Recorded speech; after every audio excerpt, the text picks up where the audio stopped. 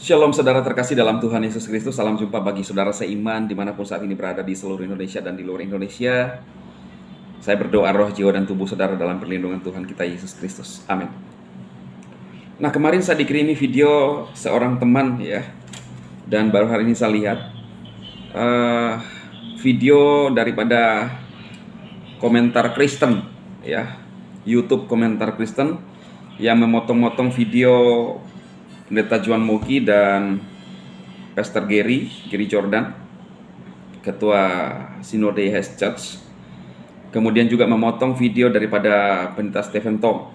Ya, kalau menurut saya, rekan-rekan, saya lihat video ini karena pembuat video ini seolah-olah mencela apa yang disampaikan oleh Pak Juan Moki dan Pastor Gary, lalu menggunakan potongan video Pendeta Stephen Tong dengan kalimat kurang ajar di dalam doamu, ya. Katanya saudara, ketika kita berdoa meminta kepada Tuhan untuk terobosan keuangan dengan iman, maka seolah-olah di dalam video itu dikatakan bahwa itu kurang ajar. Dan memang kita tahu bahwa Pendeta Stephen Tong adalah seorang pendeta, kalau saya bilang memang pendeta senior, tetapi cara-cara dia itu hanya mencela golongan-golongan yang tidak satu paham dengan dia, ya. Kalau menurut saya, saudara, ini adalah ini adalah Kristen radikal, karena saya adalah seorang karismatik yang sering juga artinya kena pernyataan dia, ya. Maka saya berhak untuk menanggapi, termasuk beberapa oknum reform yang sering menjelek-jelekkan karismatik. Maka ini adalah hak jawab saya, termasuk juga Mbah Muri, ya. Kenapa saya nanggapi lagi? Karena saya dikirim seorang teman. Memang saya kadang-kadang juga malas kita mau membahas dari sisi teologis, dari keimanan kita.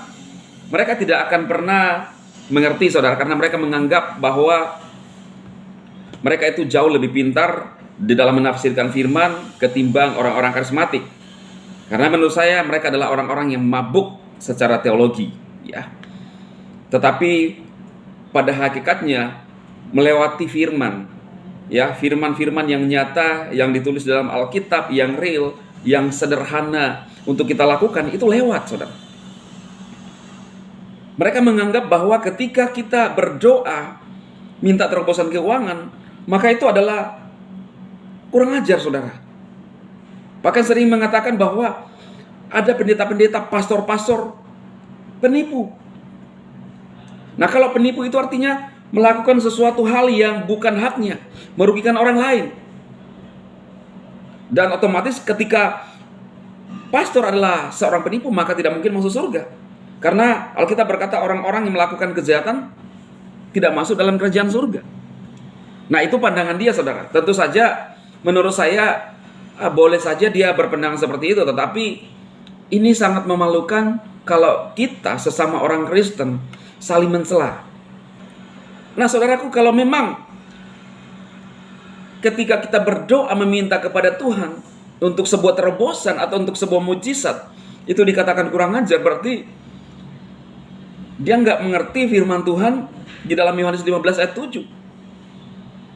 Yesus berkata di sana dengan jelas bahwa mintalah apa saja yang kamu kehendaki dan kamu akan menerimanya. Jikalau kamu tinggal di dalam aku dan firmanku tinggal di dalam kamu, mintalah apa saja yang kamu kehendaki dan kamu akan menerimanya. Dia selalu menggunakan logika-logika untuk menafsirkan firman Tuhan. Sekalipun dia sebagai orang Kristen, tetapi bisa saja, saudara. Saya pribadi banyak mengalami hal-hal yang di luar dugaan saya, yang tidak pernah saya pikirkan. Beberapa saat yang lalu, saya dikirimi berkat Tuhan seorang saudara terseiman dari Belanda. Saya tidak pernah ketemu face to face, saudara. Kenapa dia bisa melakukan itu? Saya percaya bahwa apapun yang orang lakukan, ingin orang lakukan, kalau kita berdoa, itu adalah Tuhan yang melakukan, Tuhan yang menggerakkan orang itu untuk memberkati kita, untuk memberkati saudara. Tetapi mereka tidak mengerti, saudara. Ada banyak kesaksian-kesaksian yang hidup, yang nyata, di mana orang kesulitan ekonomi, lalu tiba-tiba ada orang yang memberkati dia. Ketika ditanya, orang itu tergerak untuk memberkati dia. Roh Kudus memberikan konfirmasi untuk memberkati orang yang sedang meminta. Bisa saja Tuhan lakukan itu karena Dia adalah Elohim Maha Kuasa. Maka itu saudara, iman mereka ini adalah iman yang sempit, yang kalau saya bilang tidak punya iman. Mereka bertindak dan menyampaikan firman Tuhan atas logika. Jadi mereka tidak percaya tentang supranatural, tentang pekerjaan Roh Kudus yang memang nyata. Saudara lihat apa yang dilakukan oleh Pastor Andi Simon. Orang yang tidak masuk akal secara logika akan disembuhkan. Ketika ditumpang tangan, ada mujizat terjadi. Dari mana saudara? Itu dari iman kuasa Yesus. Yesus sendiri berkata, jikalau kamu percaya kepada aku, engkau akan melakukan hal yang lebih besar daripada itu. Tetapi ayat-ayat ini, firman-firman ini lewat buat mereka. Karena mereka lebih percaya ya doktrin-doktrin teologi-teologi mereka yang tidak ada di dalam Alkitab, saudara. Pada saat mereka membahas Alkitab, maka Alkitab kadang-kadang dikesampingkan.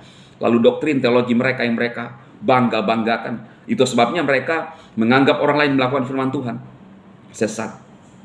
Dan saya sering mengatakan bahwa orang-orang yang semacam ini adalah ahli-ahli Taurat zaman now. Orang-orang Farisi zaman now menghakimi sana-sini. Setiap hamba-hamba Tuhan yang berdoa, yang punya iman, dihakimi, dicela. Khotbah-khotbah pester-pester dicela. Nah, itu yang mereka kerjakan, saudara. Bahkan kadang-kadang dari atas mimbar mereka, saudara, dengan bangga mencela hamba-hamba Tuhan yang lain. Ini sangat memalukan. Saya harus menanggapi ini supaya menyadarkan mereka. Tidak baik, saudaraku, untuk mencela orang lain. Kita ini banyak denominasi, banyak pandangan. Lakukanlah isi firman Tuhan sesuai apa yang kita anggap baik. Jangan hanya kita sibuk saling mencela. Ini adalah hak jawab saya menanggapi mereka, saudara. Karena ada banyak juga mereka yang cenderung menghakimi orang-orang karismatik.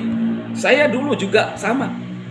Suka menertawakan. Kenapa? Karena saya belum merasakan dan saya belum mengalami Tuhan dalam hidup saya. Kemungkinan besar mereka pintar berteologi. Mereka adalah pendeta-pendeta tetapi tidak mengalami Tuhan dalam hidup mereka. Maka mereka melakukan hal seperti itu. Yang mereka kerjakan hanya mencela, saudara. Kemungkinan saya ingin berkata kepada mungkin mereka yang melihat, saya ingin menyampaikan bahwa stop, umur kita sudah semakin tua. Kita sebagai pendeta senior di dunia tidak ada jaminan apakah kita masuk di dalam kerajaan Tuhan. Kalau kita hanya mencela, sibuk menghakimi, Alkitab berkata, apa yang kamu pakai menghakimi, engkau pun akan dihakimi. Menganggap orang lain sesat. Stop, sudahlah. Kita membangun iman kita.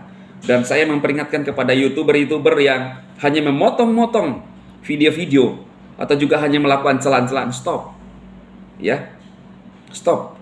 Lebih baik lakukan yang lebih bermanfaat daripada hanya membuat pertentangan di antara golongan-golongan yang ada di Indonesia secara khusus. Ya, stoplah. Bahkan juga video-video saya mereka menggunakan, saudaraku, memotong-motong. Ya itu kan hak kita. Ya, hak kita. Saudara pikir saudara adalah orang-orang yang paling sempurna dan paling benar semuanya? Enggak ada kita yang sempurna. Mari kita saling membangun. Ya. Dan kita lihat, saudara, buah-buahnya. Karismatik tidak pernah mencela mereka. Tapi justru mereka yang mencela karismatik. Mereka menganggap diri paling hebat. Apalagi juga yang salah satu yang intens di YouTube, ya, Mbah Muri, saudara. Yang satu sudah almarhum yang dulu pernah juga argumen dengan saya. Oke, itu saja yang saya sampaikan. Saudara bisa men-share untuk mencerahkan mereka bahwa tidak baik. Apalagi kalau kita sebagai orang percaya satu tubuh Kristus. Udahlah, tidak usah saling mencela satu dengan yang lain. Tuhan memberkati.